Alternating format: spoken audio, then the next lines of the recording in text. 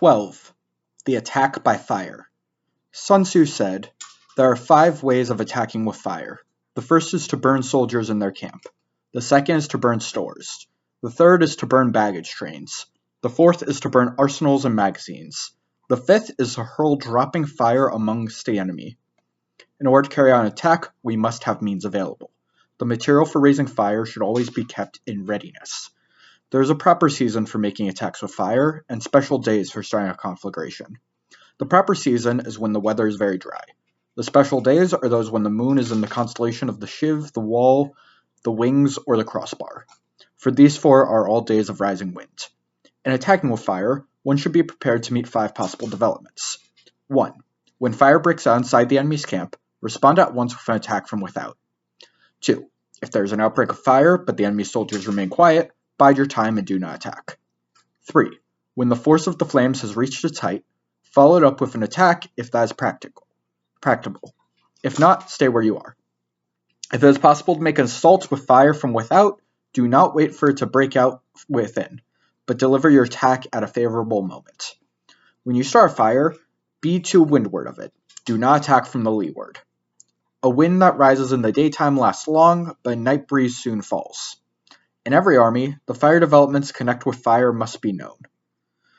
The movement of the stars calculated, and a watch kept for the proper days. Hence, those who use fire as an aid to the attack show intelligence. Those who use water as an aid to the attack gain an accession of strength. By means of water, an enemy must be intercepted and not robbed of all his belongings. Unhappy is the fate of one who tries to win his battles and succeed in his attacks without cultivating the spirits of enterprise. For the result is waste of time and general stagnation.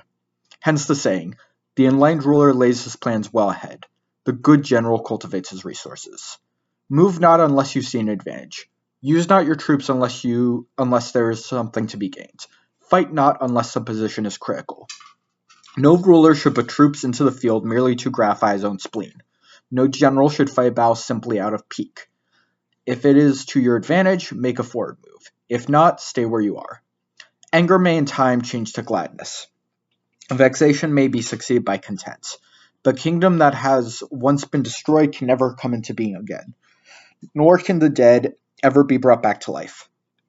Hence the enlightened ruler is heedful and the good general full of caution. This is the way to keep a country at peace and an army intact. 13. The use of spies.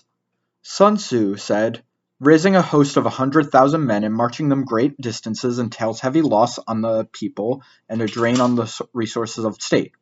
The daily expenditure will amount to 1,000 ounces of silver.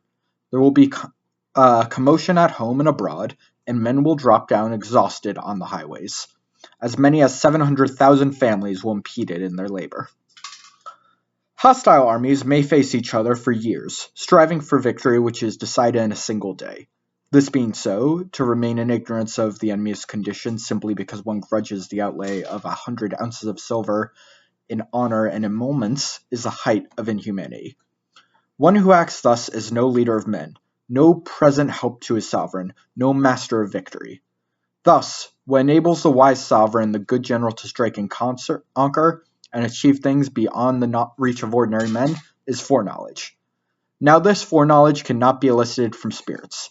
It cannot be obtained inductively from experience, nor by any deductive calculation. Knowledge of the enemy's dispositions can only be obtained from other men.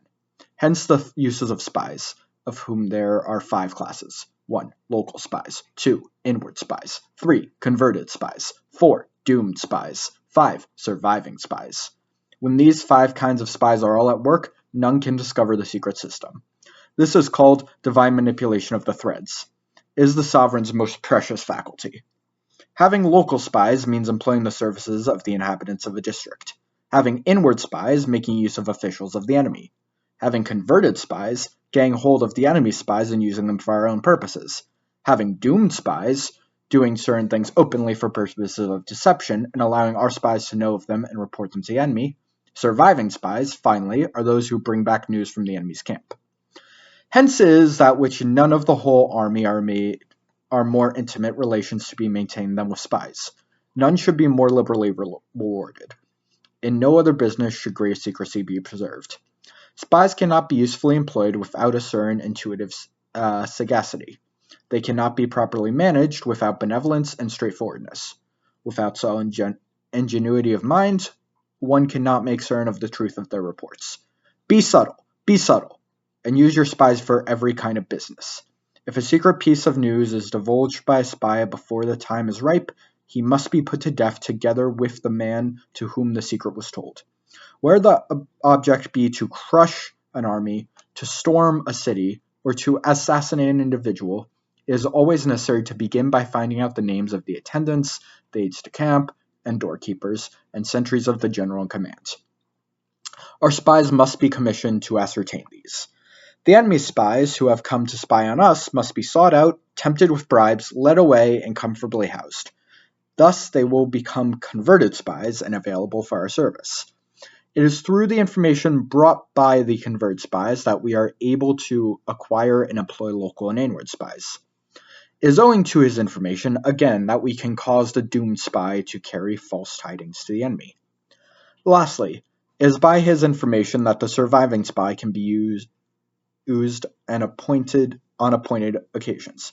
The end and aim of spying in all its 5 varieties is knowledge of the enemy, and this knowledge can only be derived, in the first instance, from the converted spy.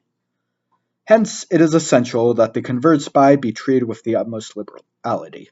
Of old, the rise of the Yin dynasty was due to I Qin, who had served under the Hsia. Likewise, the rise of the Chao dynasty was due to Liu Ya, who had served under the Yin. Hence, it is only the enlightened ruler and the wise general who will use the highest intelligence of the army for purpose of spying, and thereby they achieve great results.